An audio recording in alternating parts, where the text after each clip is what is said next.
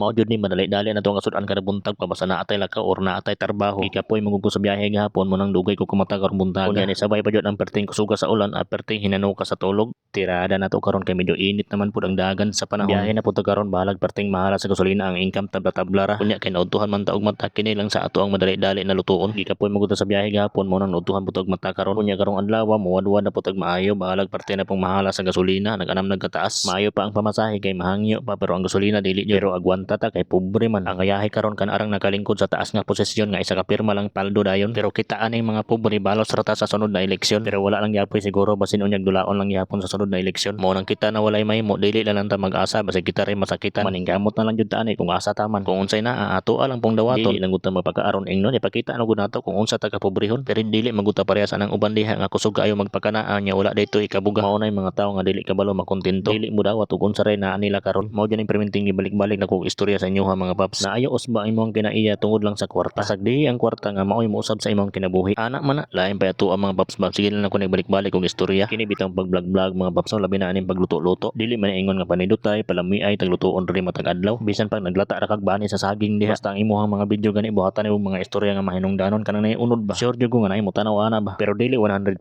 at least na. Kay diri magud sa pag-vlog-vlog labi nagbago pa ka nagsugod wala jud kaayo mo suporta. Bisag mga parente nimo kay gala anog mga silingan katawan ra ka. Labi nag-voice over ra ka. Katawan jud kay matingala man na sila sa gigag istorya sa imong cellphone nga ikaw ra isa. Pero bahala na wala mpunta na hilabot sa ilahan. Ilahan ang manggundang kinaiya nga kusog kayo manghimantay sa ilahang isig katawo. Pero ang ilahang sariling pamilya wala nila bantay. Wala lang sila kabalo nga nakapasakit na diay sila sa ilahang isig katawo. Ana man na realidad na magula sa mga tao karon ang ikaw diha kung naa kay mga pangando sa imong kinabuhi isekreto lang sa jud na kay dili mo gud mobilib ang mga tao diha kung wala pa sila makita sa imuha na ilahang mapamatud-an. Diha ara na sila mobilib ug na sila makita sa imuha na ilahang mapamatud-an. Pero dili tanan pero maoy kasagaran. Batasan naman gud nila nga hilabtanon kaayo sa uban. Sa mga gusto dula diha natay link sa comment section mga paps. Dili ni himong bisyo lingo-lingo ra ana ra.